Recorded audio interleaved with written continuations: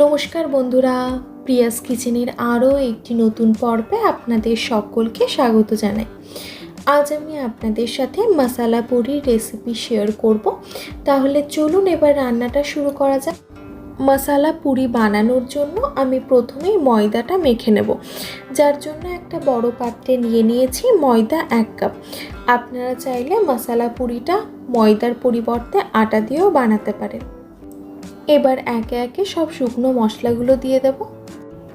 দিয়ে দিচ্ছি স্বাদ অনুযায়ী লবণ, 1/4 চামচ জোয়ান, 1/2 চামচ মতো কসুরি মেথি, চিলি ফ্লেক্স 1/4 চামচ, 1/4 চামচ কালো জিরে, 2 টেবিল চামচ মতো সুজি, 2 চামচ টক দই আর 1 টেবিল চামচ মতো রিফাইন্ড তেল।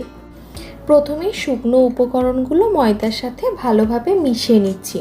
তারপর একটু একটু করে জল দিয়ে ময়দাটা মেখে নেব। জল একেবারেই না দিয়ে একটু একটু করে দেওয়াই ভালো, কারণ যদি বেশি জল হয়ে যায় সেক্ষেত্রে ময়দাটা মাখতে খুব অসুবিধা হবে।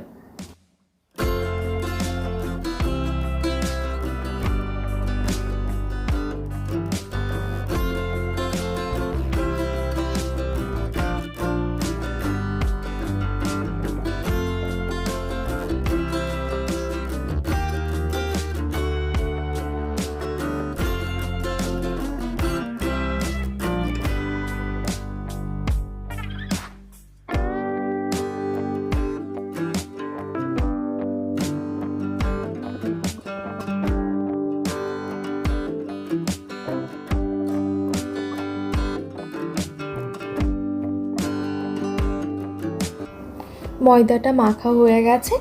এখন একটুখানি রিফাইন্ড তেল দিয়ে ঢাকা দিয়ে রেস্টে রেখে দেবো মোটামুটি 10 মিনিটের জন্য।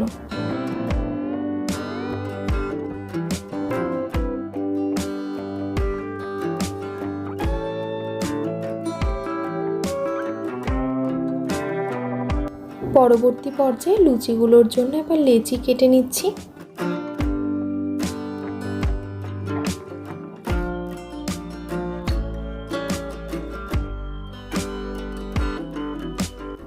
এবারে রিফাইন্ড তেল দিয়ে লুচিগুলো বেলে নেব।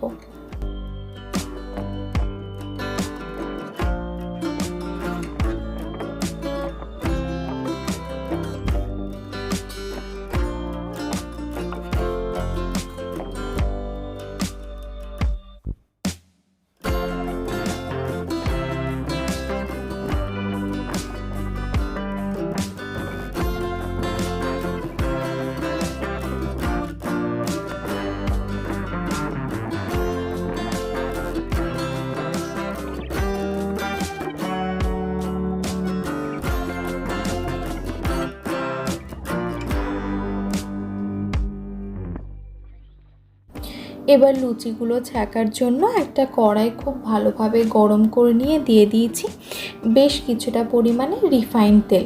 তেলটা এখন হাই ফ্লেমে ভালো মতো গরম হচ্ছে। তেল ঠিক মতো গরম হয়েছে কিনা সেটা বোঝার জন্য এক টুকরো ময়দা তেলের মধ্যে ফেলে দেখে নিলাম। যেহেতু ময়দার টুকরোটা তেলের ওপর ভেসে উঠল, সেই জন্যে বোঝা যাচ্ছে যে তেল ভালো মতোই গরম হয়ে গেছে।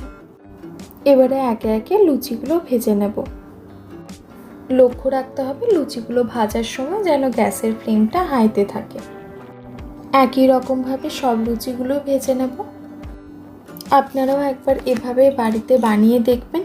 কমেন্ট বক্সে অবশ্যই জানাবেন কেমন লেগেছে আপনাদের। ভালো লেগে থাকলে ভিডিওটা একটা লাইক করে দেবেন। পারলে শেয়ার এবং চ্যানেলটা সাবস্ক্রাইব করে না থাকলে সাবস্ক্রাইব করারও অনুরোধ রইল। আবারও দেখা হবে অন্য আরও একটা ভিডিও নিয়ে। ধন্যবাদ, ভালো থাকবেন।